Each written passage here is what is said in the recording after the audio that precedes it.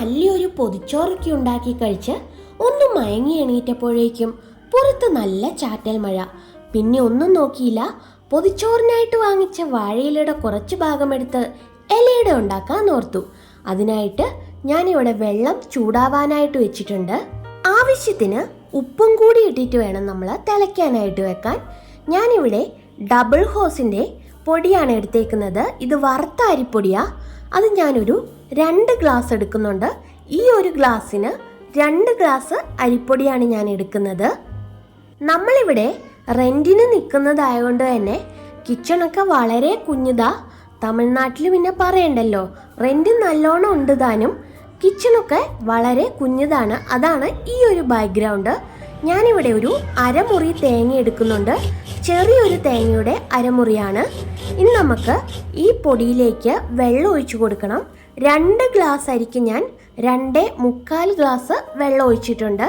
ഇങ്ങനെ ഇച്ചിരി ഒരു പരത്താൻ നമുക്ക് പറ്റുന്ന രീതിയിൽ വേണം വെള്ളം ഒഴിക്കാൻ. അതിലേക്ക് ഞാൻ 1 ടീസ്പൂൺ എണ്ണയും കൂടി ഒഴിച്ചിട്ടുണ്ട്, വെളിച്ചെണ്ണ.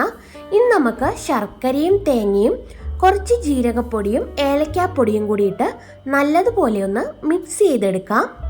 ഞാനിവിടെ ഒരു 2 നുള്ള ഏലക്കാപ്പൊടിയും ജീരകപ്പൊടിയെ ചേർത്തിട്ടുള്ളൂ. ഓരോരുത്തരുടെ ഫ്ലേവറിനനുസരിച്ച് ചേർക്കാവുന്നതാ. ഇനി ഞാനിവിടെ വാഴയില എടുത്തിട്ടുണ്ട്.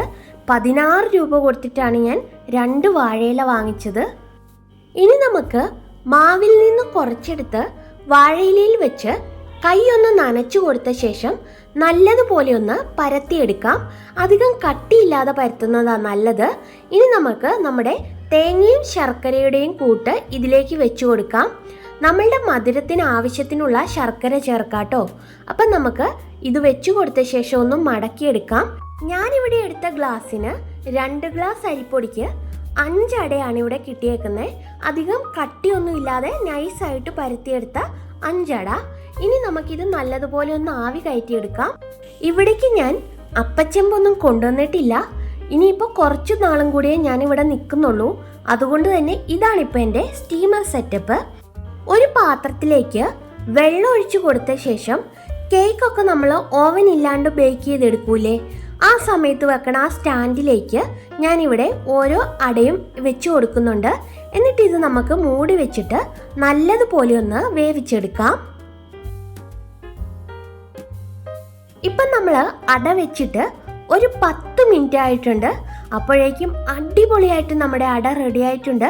വാഴയിലൊക്കെ നല്ലതുപോലെ വാടി ആ മണമൊക്കെ പുറത്തേക്ക് വരുന്നുണ്ട്. പിന്നെ നമ്മൾ നല്ല സോഫ്റ്റ് അരിപ്പൊടിയാണ് ഉപയോഗിച്ചേക്കുന്നത്. അതുകൊണ്ട് തന്നെ നമ്മുടെ അടയും അതേപോലെ നല്ല സോഫ്റ്റാ.